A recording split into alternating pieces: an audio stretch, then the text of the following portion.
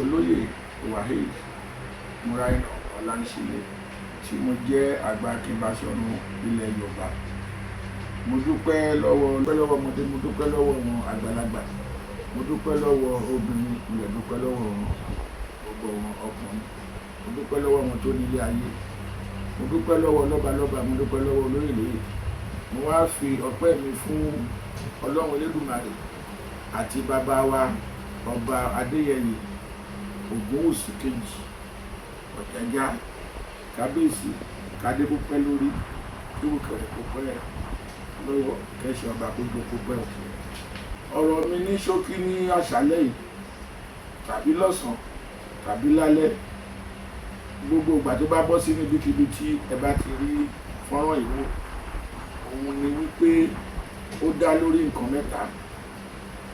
Àkọ́kọ́ ni mo fẹ́ sọ̀rọ̀ nípa ọba Ràṣídì Oluwoo.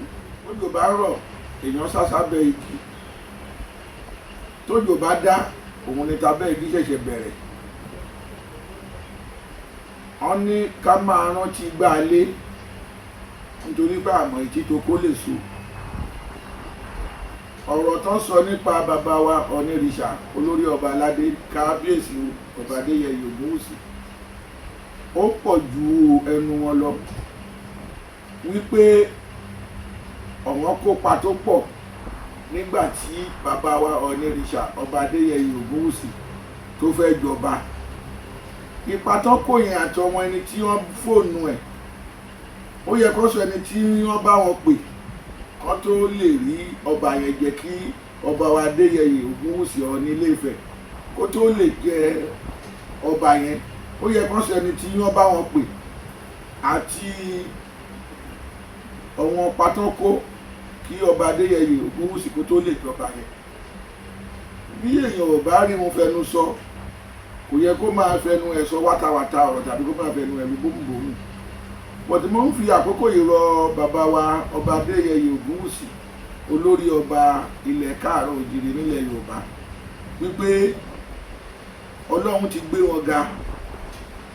Ọba Adéyẹyè Ògúnwùsì Ọọ̀ni Ilé Ifẹ̀ ó dàbí igi àgbálùmọ̀ tó kó èso tó pọ̀ sórí rẹpẹtẹ, ṣùgbọ́n tọmọdé tàgbà ló ń sọ̀kò ló ń sọgi, nítorí pé gbogbo wọn rí adùn àti oyin tí wọ́n fẹ́ rí mú lára àgbálùmọ̀ yẹn. Àgbálùmọ̀ yẹn kò torí ẹ̀ kó kú, kò torí ẹ̀ kó má so. Tọdún bá tún gorí ọdún, àgbálùmọ̀ yẹn á tún so ju tọdún tó pọ̀ ni. Àwọn tó ń ṣèranù kí kábíyèsí ọba wa Adéyẹyè Ògúnwùsì kò rí tí wọn rò, torí pé wọ́n mú dàgbàsókè bálẹ̀ Yorùbá, wọ́n mú dàgbàsókè bá lọ́balọ́ba ọba aládé. Ọọ̀ni Ilé Ifẹ̀ kì í ṣe ẹgbẹ́ ọba kan nílẹ̀ Yorùbá, àfọba tó bá fẹ́ fẹnu ẹ̀ ra ẹ̀sọ́ owó tó wúrò. Bọ̀tí mo fẹ́ kán máa rántí pé tán bá nànà kí ọ̀bọ náà máa gbèjà o. Ẹni tí ọ̀rọ̀ yìí bá taba pẹ̀tẹ̀pẹ̀tẹ̀ ni, ẹni tó bá tọba kó bínú kó ṣe ohun tó bá fẹ́ ṣe kárí káwò. Wọ́n ní àrùn jẹ́ àrùn adẹ́tẹ̀ ń sáfá síwìn ni o, àrùn ju àrùn lọ. Adé kó máa fi wọ́lẹ̀ níwájú irú àwa tá a jẹ Agbaakin Bashorun Yorùbá. Agbaakin Bashorun Yorùbá dàbí dìfẹ́ǹsì fún ọba ni. Tí ọba Oluwoo kò bá jáde láti apologize lórí ohun tí ó ṣe yẹn, orí adé á bí, nítorí pé a fẹ́ mọ ipa tó kó kí ọba wa Adéyẹyè Ògúnwùsì Ọ̀jájá kejì olórí ọba aládé káàkiri ilẹ̀ gbogbo Yorùbá. A fẹ́ mọ ipa tí ọba wa Ràṣídì tó kó, àtẹni tó sọ pé òun fóònù. Ká máa rántí ìgbà tá a bá ń fùwà pé àtúbọ̀tán ń bọ̀. Ìgbà tẹ́ fẹ́ tà wá sóko ẹrú, ṣe bí àwọn èèyàn ni wọ́n gbàjọba tí ọ̀nà máa kọ́ mọ́ṣáláṣí ogún, tọ́nà wọn ò ní ìdí mọ́ṣáláṣí, ìdàgbàsókè ìlú wọn náà fẹ́.